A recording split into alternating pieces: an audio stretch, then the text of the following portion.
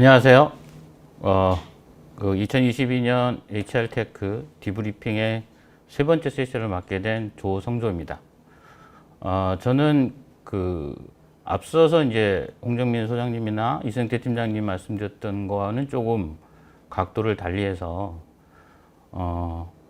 IT 관점에서 보는 HR테크, 또 디지털 트랜스포메이션 관점에서 보는 HR테크의 트렌드, 그런 것들을 좀 조명해 보고, 그리고 그런 기술들이 적용된 서비스들을 약간 좀 살펴보고, 마지막으로는 그러면 어떤 기술들이 적용되고 그런 기술들은 어떤 방향성을 갖고 가고 있을까 라고 하는 부분들을 말씀드리려고 합니다. 이런 자리가 아직 익숙하지는 않은 상황이기 때문에 좀 부족하더라도 많은 양해 부탁드리고요. 예, 이제 시작하도록 하겠습니다. 우선 앞에서도 계속 봤던 부분이지만 결국 HR테크는 워크테크로 진화하고 있다 라고 하는 것인데, 워크테크로 진화한다는 것은 결국 휴먼 터치, 인간이 중심이 되는 이 휴먼 터치의 폭이 넓어지고 깊어진다는 뜻인데요. IT 관점에서 보면 인간하고의 관계가 넓어지고 깊어진다는 뜻은 그만큼 데이터의 복잡도가 대단히 높아진다는 것이고, 이런 복잡도가 높은 데이터들을 핸들링 해야 되기 때문에 기술적 난이도도 대단히 높아야 된다라고 하는 것입니다. 그래서 이런 큰 과제 또는 어려운 과제들이 눈앞에 있긴 한데 또 반드시 극복해야 되는 과제이기 때문에 도전해야 될 부분이기도 하고요. 우선 HR테크에서의 이 테크의 구조를 보면 2018년경 대비해서 지금 또는 미래에서 지금 부각되고 있는 부분은 앞에서도 계속적으로 반복돼서 나오지만 탤런트 인텔리전스입니다.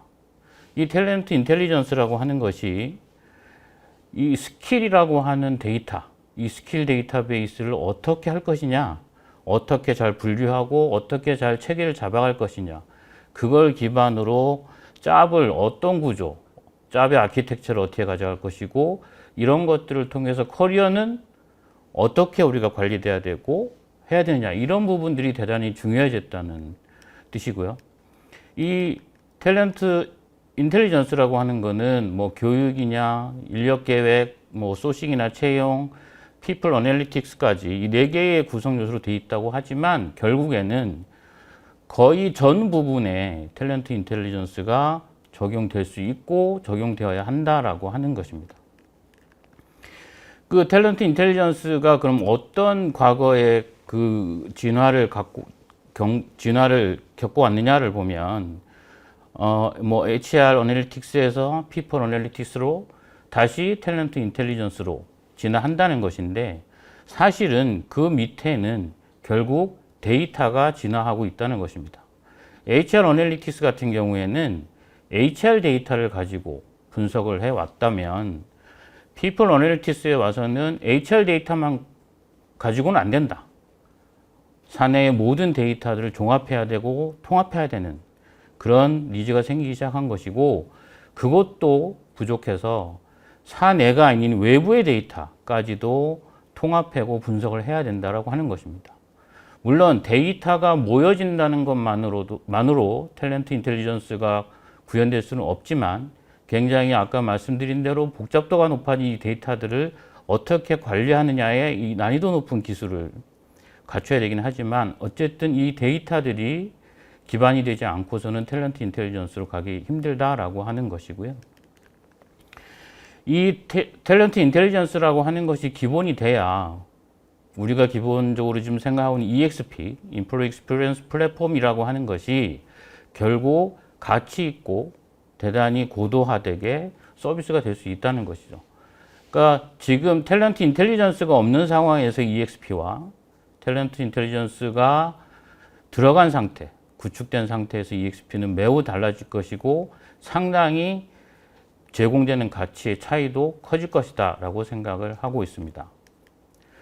그럼 여기서 이 탤런트 인텔리전스라고 하는 것은 굉장히 좀 미시적인 관점에서 우리가 기존에 알고 있던 직무나 롤 또는 역량이라고 하는 것보다 더 낮은 레벨의 스킬이라고 하는 거에 초점을 맞추고 있는 건데요.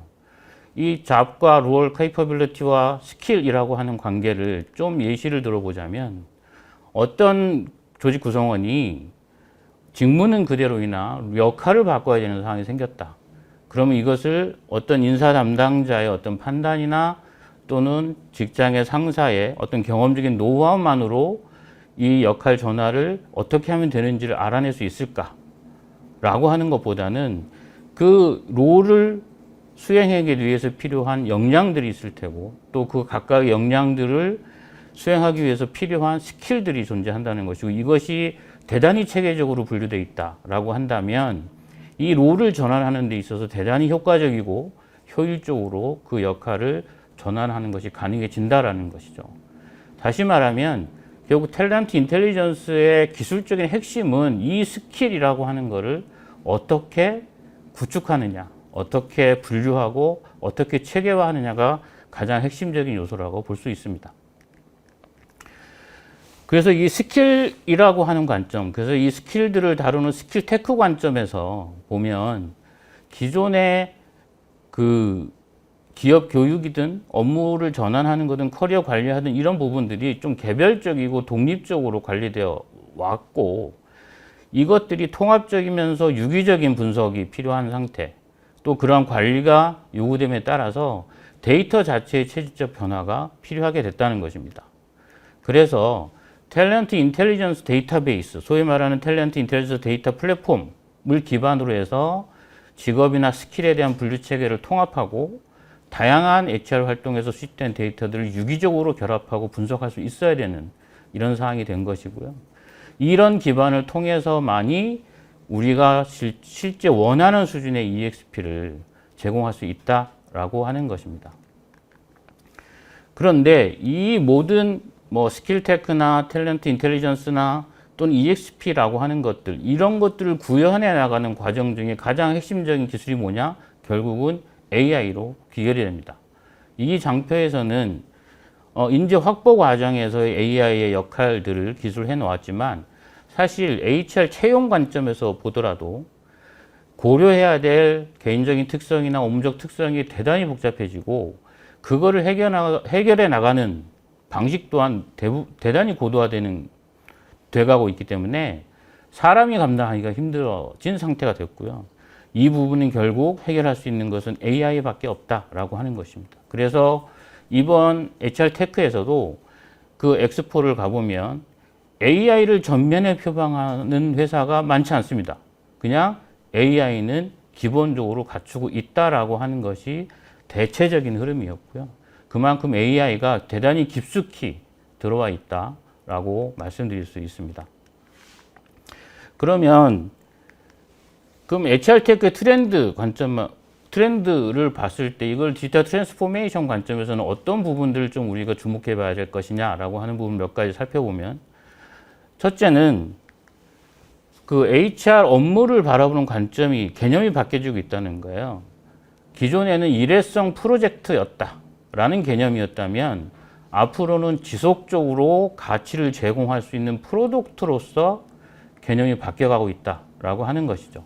그렇기 때문에 회사 내부 고객, 소위 말하는 직원들에 대한 깊은 이해가 필요하고 또 습관적인 업무 방식이나 기준도 바뀌어야 되고 개인화되고 독특한 직원들에 대한 경험을 제공해줘야 되는 이런 부분이 생겨난다는 것이고 또 다른 하나는 이제 코로나 때문에 좀 더 앞서서 그 변화가 다가오긴 했지만 그 업무 공간이나 협업 방식이 새롭게 다 재설계돼야 된다라고 하는 겁니다.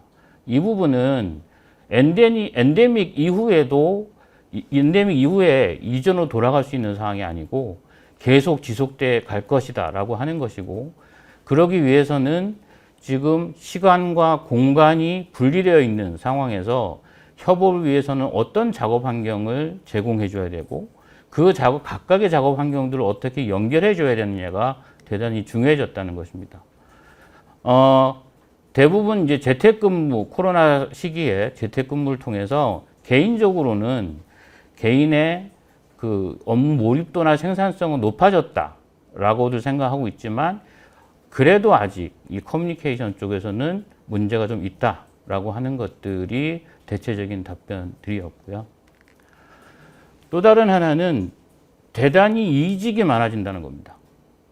이직이 많아지고 또 사내에서도 업무 전환을 대단히 빠르고 효율적으로 할 수 있느냐가 되게 중요해졌다라고 하는 것인데요. 이 부분은 외부 인력을 채용하거나 아웃소싱만으로는 한계가 있다라고 하는 것을 코로나를 겪으면서 얻은 교훈이었고, 그렇기 때문에 탤런트 마켓플레이스라고 하는 중요도도 증가하기 시작합니다. 근데 기업 내부적으로 보면 결국 업무 순환이나 역량 배치 이런 것들을 통해서 경력의 이동성을 잘 제공해 줄 수 있느냐가 대단히 중요한 요소 중에 하나가 되었던 것이고요. 좀 작지만 또 변화되는 포인트들이 뭐냐면 소위 말하는 다양성, 형평성, 포용성이라고 얘기하는 DEI의 소속감이라고 하는 게 되게 중요해졌다라고 하는 겁니다. 그런데 사실은 소속감뿐만 아니라 다양성이나 형평성, 포용성이라고 하는 것들이 이 IT 안에서 해석이 되고 IT 안에서 분석이 되기 위해서는 대단히 모호한 개념들이 많기 때문에 상당히 기술 난이도가 높다는 것이고, 이 부분은 AI로 밖에는 해결할 수 없다라고 하는 것이고, HR의 담당자 또는 HR 업무의 역할이라고 하는 것이 대단히 확장되어야 되고, 그런 과정에서 결국에는 데이터를 기반으로 한 의사결정이 아니라면 한 사람의 역량으로는 그런 의사결정 하나를 해내는 것도 어려운 상황이 됐다. 더불어서 HR 전문가의 데이터 활용 능력이 대단히 중요해지는 시대가 도래했다라고 하는 것입니다. 그러면 이제 저희가 이제 엑스포를 다니면서 좀 기술적으로 좀 의미가 있는 서비스들을 좀 보면 앞서서 말씀드린 부분하고 이제 중복되는 부분도 있겠지만, 이제 파라독스라고 하는 거는 이제 채용 관련된 과정들을 챗봇이 대신해 주는 건데, 파라독스 담당자 얘기로는 그러더라고요. 미국에서 블랙 프라이데이나 크리스마스 시즌이 되면 대단히 많은 인력에 한 기업이 1000명 내지 수천 명의 파트타임 직원을 고용해야 되는데 이 부분을 인사 담당자가 처리하는 것은 물리적으로 거의 불가능하다. 이런 부분에 파라독스의 이 챗봇을 이용한 채용이라고 하는 게 대단히 성과를 이뤄냈다라고 하는 얘기를 하고 있고요.